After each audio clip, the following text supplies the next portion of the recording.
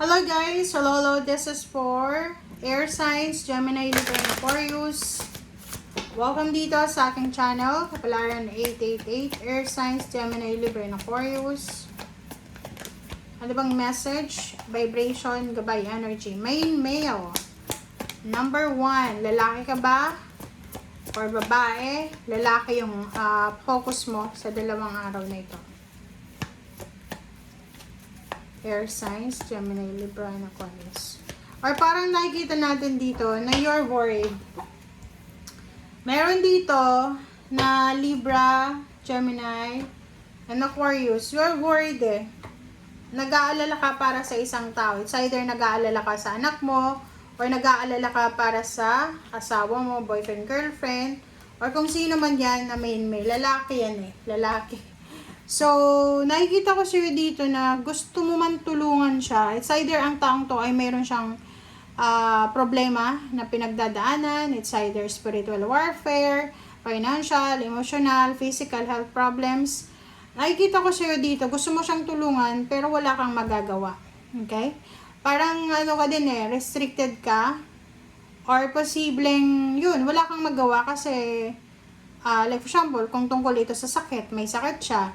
Or may problema siya sa love life, hindi mo naman matulungan, 'di ba? Kasi kanya 'yun eh. Okay? Alright, so let's check. Ano pa ba?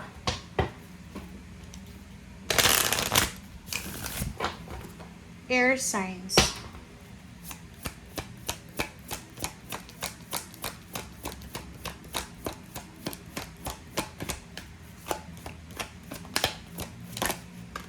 Okay, balance, career, and home life.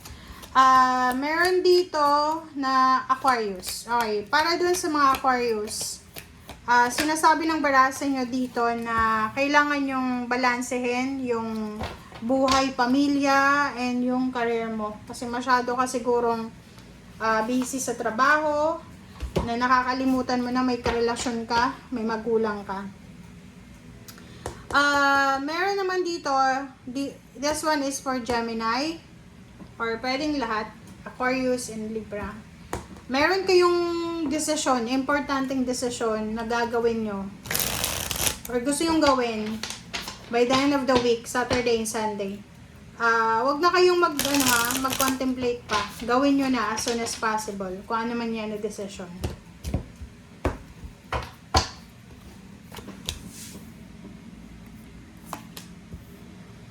Ten of Cups, Explorer, Pentacles, Two of Wands. Oh, sabi ko na yun. There's a decision making here. So, sinasabi ng barasa dito na kailangan mo daw magpakatatag. Ano ba yung ibig sabihin yan? Kailangan mong magpakatatag.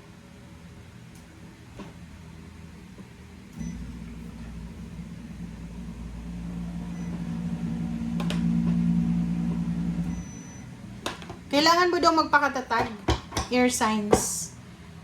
Sinasabi ng bara dito na wala kang ibang gustong mangyari sa buhay mo, ay magkaroon ka ng masayang pamilya, kompleto, stable, secured.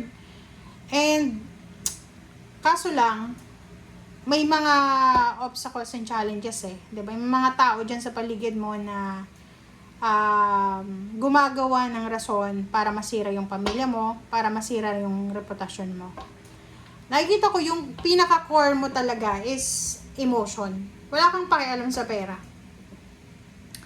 Hindi ka masyadong materialistic.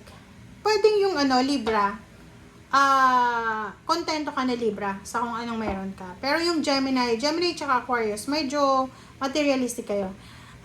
Sinasabi ng barasa nyo dito na meron dito na air signs na posibleng sa dalawang araw na ito ay nagbabala ka, nagre-research ka ng trabaho na pwede mong gawin, it's either negosyo or pangingibang bansa. Yung iba naman dito, eto siya sa Ten of Cups. Etong Ten of Cups, you are focused sa kung ano yung gagawin mo after mong makuha na yung perang ito. Yung iba naman sa inyo dito, wala kayong ginagawa sa araw na ito, kundi wala. Relax, relax lang.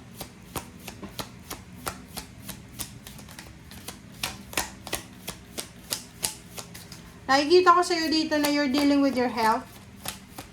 Yun. Take care of your health, guys.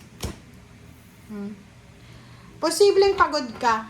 Sa 2 araw na ito, makakaramdam ka ng pagod. Parang maiisip mo na nakakapagod pala maging referee ng family. Nakakapagod palang pasanin ang lahat ng obligasyon sa pamilya. Parang ganun. Explorer Pentacles.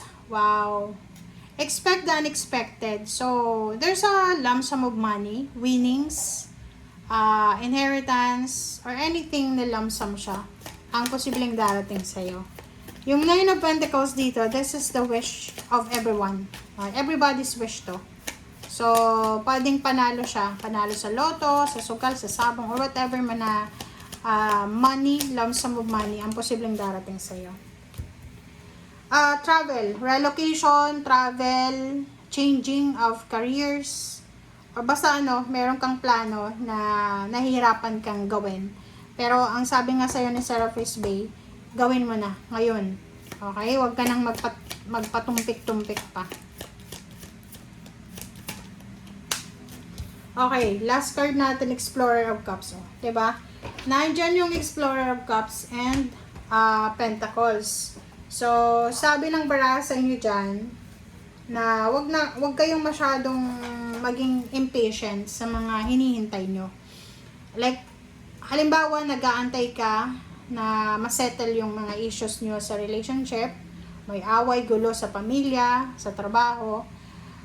Sinasabi ng baraha sa'yo, wag kang masyadong ma-stress kung may nag-aaway dyan sa katrabaho mo, ganyan. Ganyan talagang buhay, walang namang perfect. Okay? Huwag mong masyadong i-focus yung sarili mo. Kasi may, pwedeng ang message na to para to sa Libra. Kasi yung Libra, gusto niya, lahat lahat pantay-pantay, lahat kalmado, walang kaaway, ganito, ganyan. Which is mali yun. Okay? Maling-mali. Kasi ang sinasabi ng baraha dyan, na hindi mo obligasyon na gawing peaceful ang lahat sa buhay mo, ang lahat sa paligid mo. In terms of money, ganun din. Hindi mo obligasyon na, kumbaga, ibigay lahat ng mga pangangailangan ng mga taong mahal mo. Nakikita ko sa'yo dito, parang nakafocus ka lang sa iisang tao ba? O yung iba sa inyo nakafocus lang kayo sa career nyo, or yung iba sa emotion, na meron kayong napapabayaan, mayroong imbalance dito. Okay?